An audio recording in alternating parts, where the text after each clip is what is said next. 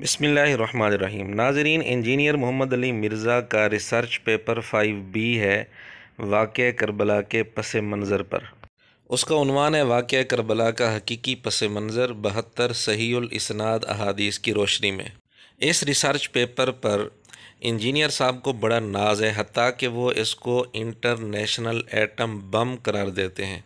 ये international atom bomb है जो हमने नासबियों के सर पे फेंक दिया है। वाक़या करबला का हकीकी पस मंजर 72 सहीहुल इस्नाद हदीस की रोशनी में, जिसमें 150 रवायतें हैं। आइए हम देखते हैं इस इंटरनेशनल एटम बम की क्या औकात है। इस रिसर्च पेपर का मेन उन्वान आप देखें, वाक़या करबला का हकीकी पस मंज़र 72 सहीहुल इस्नाद अहादीस की रोशनी में। तो मेन उन्वान से ही इंजीनियर साहब ने बता दिया कि इसके अंदर जो अहादीस हैं वो सहीहुल इस्नाद होंगी। ऊपर आप देखें लिखा हुआ है बेसनद और ज़ईफ़ुल इस्नाद रिवायात से महफूज। तो इसमें भी इंजीनियर साहब ने क्या बता दिया कि इस पेपर में ज़ईफ़ुल इस्नाद रिवायात नहीं होंगी। और ऊपर बिल्कुल देखें हेडर पर ज़ईफ़ुल इस्नाद तारीख़ी रिवायात के फ़ितनों से बचने वालों के लिए, और ये हेडर हर पेज के ऊपर इन्होंने लगाया है। अब पढ़ने वाला तो ये समझेगा कि इतने एतमाद के साथ और बार बार मुख्तलिफ़ अंदाज से इंजीनियर साहब ने ये एतमाद दिलाया है कि इसमें सहीहुल इस्नाद अहादीस होंगी, ज़ईफ़ुल इस्नाद कोई हदीस नहीं होगी। हालांकि ये बिल्कुल झूठ है। इस पेपर के अंदर ज़ईफ़ुल इस्नाद रिवायात मौजूद हैं और उनका इकरार इंजीनियर साहब को भी करना पड़ा। मिसाल के तौर पर हदीस नंबर 68 है तिरमिज़ी के हवाले से। हदीस नंबर 3780 लिखा हुआ है। इसमें इब्ने ज़ियाद के मुतालिक लिखा हुआ है कि उसका सर जो है काट कर लाया गया, फिर सांप आया उसके नथनों में घुस गया। तो ये रिवायत तिरमिज़ी के अंदर मौजूद है। हालांकि इस रिवायत की सनद में दो मुदल्लिस रावी हैं और दोनों अन से रिवायत कर रहे हैं। ये आपके सामने है तिरमिज़ी हदीस नंबर 3780। सनद में आप देख रहे हैं एक रावी अबू मुआविया है और एक रावी आमश हैं। ये दोनों रावी ही मुदल्लिस हैं। आमश का मुदल्लिस होना तो ख़ुद इंजीनियर साहब को तस्लीम है। अबू मुआविया का मुदल्लिस होना हम आपको दिखा देते हैं इंजीनियर साहब के मुहद्दिस आज़म हाफ़िज़ ज़ुबैर अली ज़ई साहब से।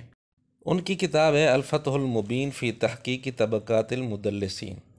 उसमें आप देख रहे हैं अबू मुआविया के मुतल्लिक़ लिखा है, ऊपर इब्न हजर रहमतुल्लाह अलैह की इबारत है और नीचे ज़ुबैर अली ज़ई साहब लिखते हैं सिक़तुन मुदल्लिसुन, ये मुदल्लिस रावी है। और फिर कई सारे उलमा का इन्होंने हवाला दिया, हाफ़िज़ अलाई, अबू ज़ुरा और सयूती, हल्बी, मुक़द्दसी वग़ैरह वग़ैरह, कि इन सब ने इसको मुदल्लिस लिखे हैं। बहरहाल तिरमिज़ी की इस रिवायत में दो मुदल्लिस रावी हैं और अन से रिवायत करें। ख़ास तौर पर इमाम आमश ये मुदल्लिस हैं और अन से रिवायत है, समा की सराहत कहीं भी नहीं है। और ऐसी रिवायत इंजीनियर साहब के उसूल के मुताबिक पक्की ज़ईफ़ होती है कि मुदल्लिस अन से रिवायत करे और समा की सराहत ना हो। मिसाल के तौर पर मसला नंबर 70B में तकरीबन 40 मिनट पर इंजीनियर साहब ने क्या कहा है वो ज़रा आप सुन लें। बेसिक उसूल है मुहद्दिसीन का, जिसके तहत यह हदीस पक्की ज़ईफ है और आज तक इसका सुकम कोई दूर नहीं कर सका। और वो सुकम क्या है कि इस हदीस में सुफियान सौरी रहमतुल्लाह अलैह मुदल्लिस हैं और वो अन से रवायत कर रहे हैं। समा की तसरीह कोई नहीं साबित।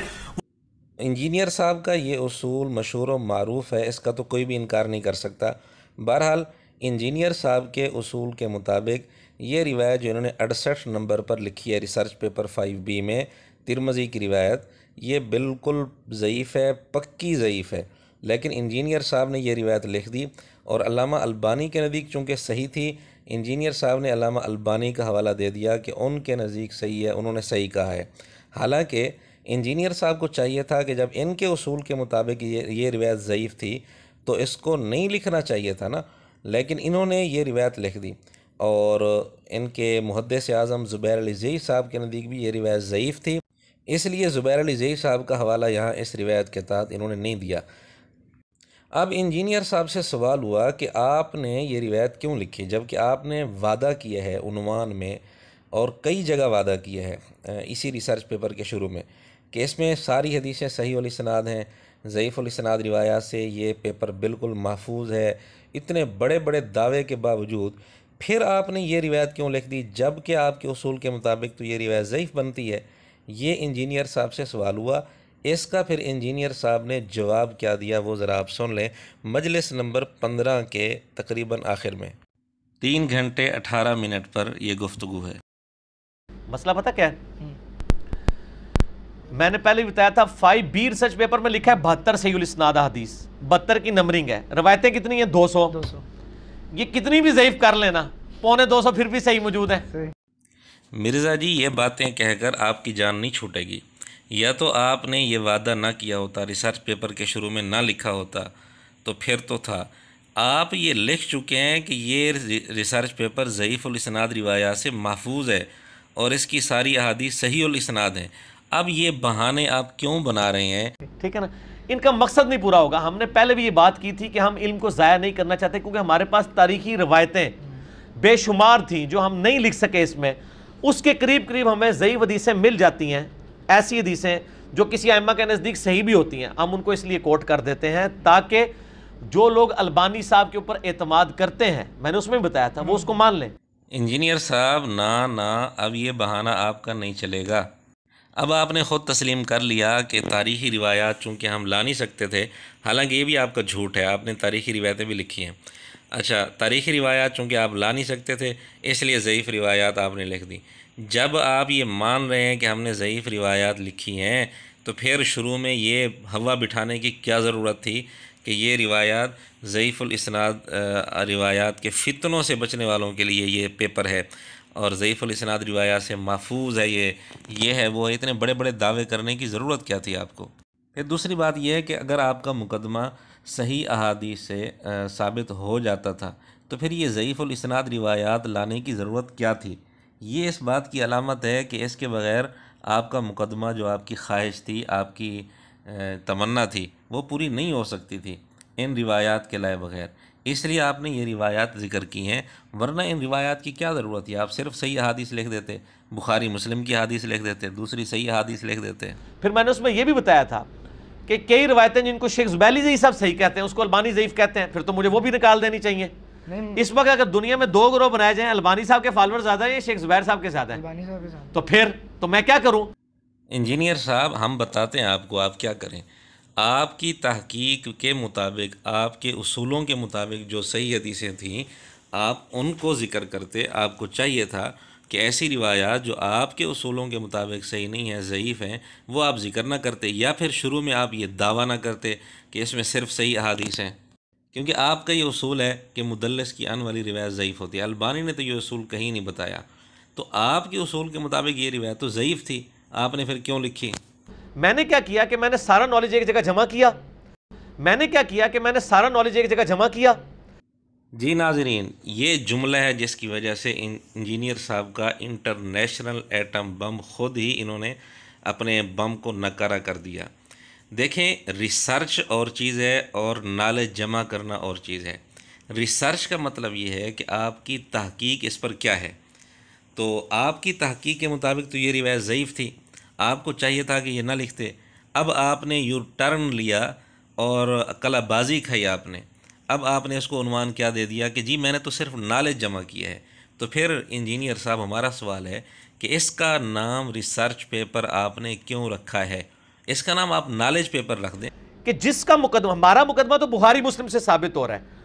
जब आपका मुकदमा बुखारी मुस्लिम से साबित हो रहा है तो आपको दूसरी किताबों की हदीसें लिखने की ज़रूरत ही क्या थी? उसके बाद अगर कोई अगले स्टेप में आना चाहता है, अलबानी पार्टी जो है वो अपनी रवायतें लेके साइड पे हो जाए और बुखारी मुस्लिम में उसको बिठा ले, बस कम और हुसैनी हो जाए बस। हाँ, हुसैनी हो जाए। और जो शेख जुबैर पार्टी है वो अपनी रवायतें लेके साइड पे आए, बुखारी मुस्लिम में सेट कर दे। इंजीनियर साहब हमारा सवाल ये है कि आपको किस पार्टी ने वकील बनाया है, ज़ुबैर साहब की पार्टी ने या अलबानी की पार्टी ने? फिर एक और हमारा बड़ा अहम सवाल है कि आपने ऐसी रिवायात लिखी जिनको सिर्फ ज़ुबैर अली साहब ने सही कहा या जिनको सिर्फ अलबानी साहब ने सही कहा, लेकिन ऐसे बेशरम हैं आप, ऐसी रिवायत जिसको इन दोनों ने सही कहा था लेकिन आपकी ख्वाहिश के ख़िलाफ़ थी। हज़रत मुआविया रज़ी अल्लाह तआला अन्हु के लिए नबी पाक सल्लल्लाहु अलैहि वसल्लम की दुआ कि या अल्लाह इनको हादी महदी बना दे। अब ये रिवायत अलबानी के नज़दीक भी सही और ज़ुबैर अली साहब के नज़दीक भी बिल्कुल सही है, दोनों के नज़दीक ये रिवायत सही थी, लेकिन आपने ये रिवायत इस रिसर्च पेपर में नहीं लिखी। आखिर क्यों? क्या नॉलेज जमा करने में इस रिवायत के लाने की कोई गुंजाइश नहीं थी? जब आपने नॉलेज ही जमा करना था तो कम अज़ कम ऐसी रिवायात भी लिख देते जो दोनों सही कहते हैं, लेकिन आपने नहीं लिखी। इसका मतलब ये है कि आपका मकसद नॉलेज जमा करना भी नहीं, आपका मकसद कोई और था जो पूरा नहीं हो सका। हम दोनों के नॉलेज को ज़ाया नहीं करना चाहते। और देखें, फिर उसमें ईमानदारी देखें। किसी एक जगह भी ऐसा नहीं है कि किसी रिवायत को अलबानी ने सही कहा और मैंने लिखा हो काला शेख जुबैर सही इसनादू सही। ये बात तो मैंने ये तो बेईमानी नहीं की है ना। मिर्ज़ा जी, जब आपने नॉलेज ही जमा करना था तो आपको चाहिए था कि जिस रिवायत के बारे में इन दोनों का इख्तलाफ था आप वो लिख देते।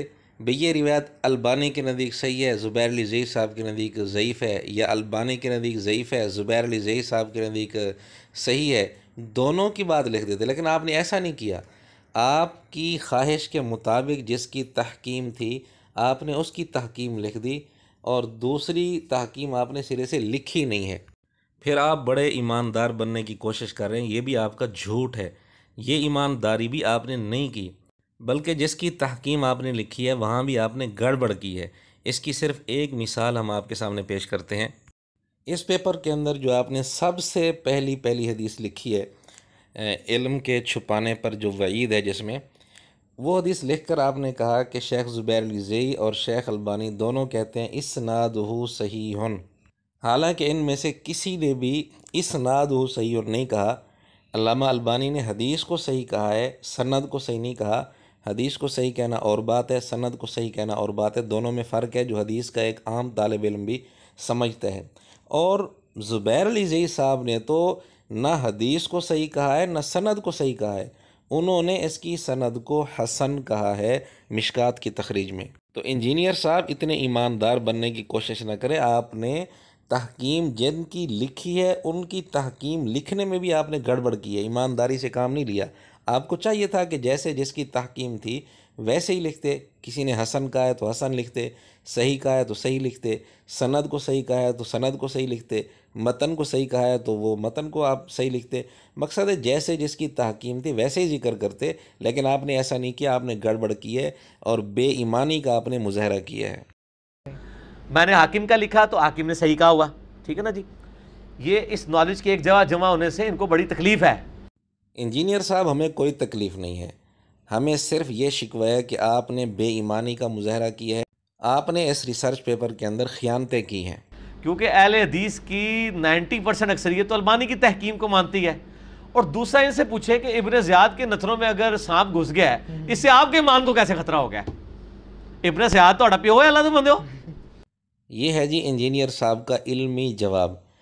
तो आखिर में इंजीनियर साहब ने अपनी असलियत दिखाई दी। इंजीनियर साहब, ये इल्मी जवाब नहीं है, ये कौन सा अंदाज़ हुआ? आप इल्मी तरीके से जवाब दें कि ये रिवायत सही है या ज़ईफ़ है। ये कौन सा तरीका है जवाब देने का कि ये तुम्हारा बाप लगता है? आप दलाइल के साथ साबित करें कि ये हदीस आपके उसूल के मुताबिक सही है, और अगर ज़ईफ़ है तो आप तस्लीम करें। और इस रिसर्च पेपर के शुरू में जो आपने दावा कर रखा है कि इसमें ज़ईफ़ुल इस्नाद रिवायात से महफूज है ये पेपर और सहीहुल इस्नाद रिवायात होंगी, वो दावा आप मिटा दें और उसकी जगह ये लिखें कि इसमें अक्सर सही हदीस हैं, कुछ ज़ईफ़ हदीस भी हैं, ये लिख दें। लेकिन आप नहीं लिखेंगे, मौत आएगी आपको। तो आखिर में जो आपने जवाब दिया ये इल्मी जवाब नहीं, ये तो मिरासियों वाली बातें हैं। तुम्हारा बाप लगता है, ये लगता है, वो लगता है। ये कोई इल्मी तरीका नहीं होता गुफ्तगू करने का।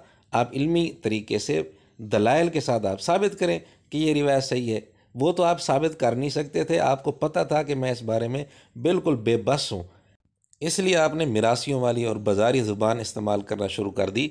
आप इल्मी तरीके से जवाब दें। बहरहाल इस सारी तफसील से नाज़रीन आपके सामने ये बात बिल्कुल वाज़ेह हो गई कि इंजीनियर ने जिस पेपर के बारे में ये दावा किया था कि ये इंटरनेशनल एटम बम है, ये दर हकीकत नकारा बम निकला।